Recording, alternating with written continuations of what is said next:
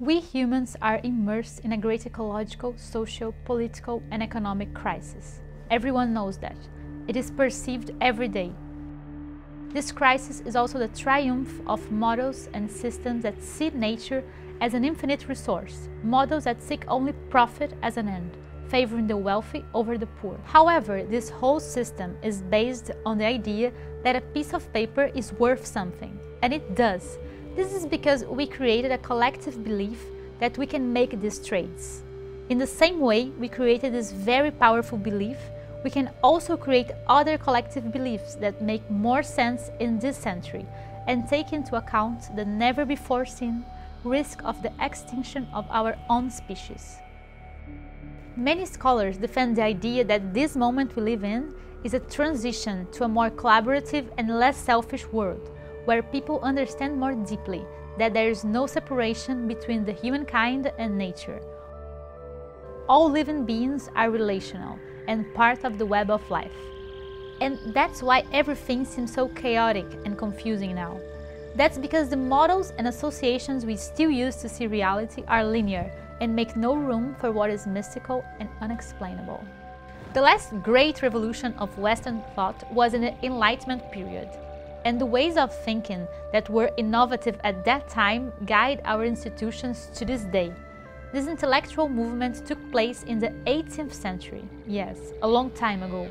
It is as if our collective body realizes that it's time for change.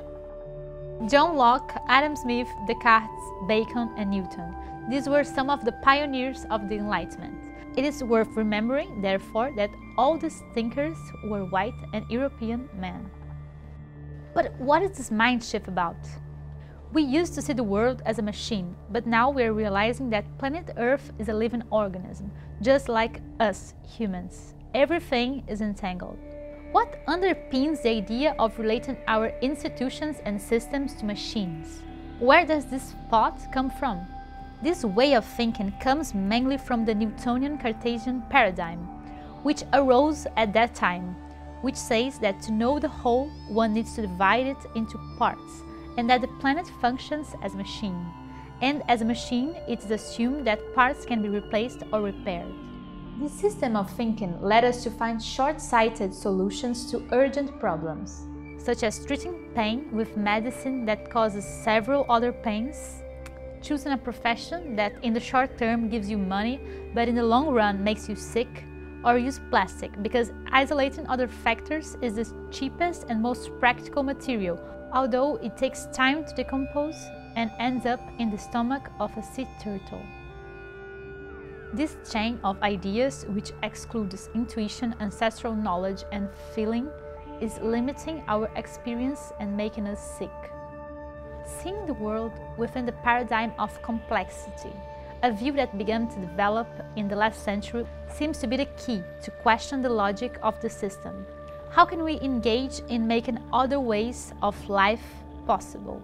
How can we open up our imagination so other ways of living can emerge? The transition must be collective, since everything is so interconnected. It demands a sense of unity. What affects me also affects the person on the other side of the world, no matter how small the impact might be. If progress depends on cutting more trees, we should go the other way. How are we going to hear the earth with deafening earphones? What do we not want to hear? If the system we live in is failing for so many of us, why do we still insist on it? If the earth is a living organism and we are all part of it, environmental crisis is a part of our failure as a species. How can other Earth stories emerge through us? We don't have much time. We need to listen to our planet. Only we can do that.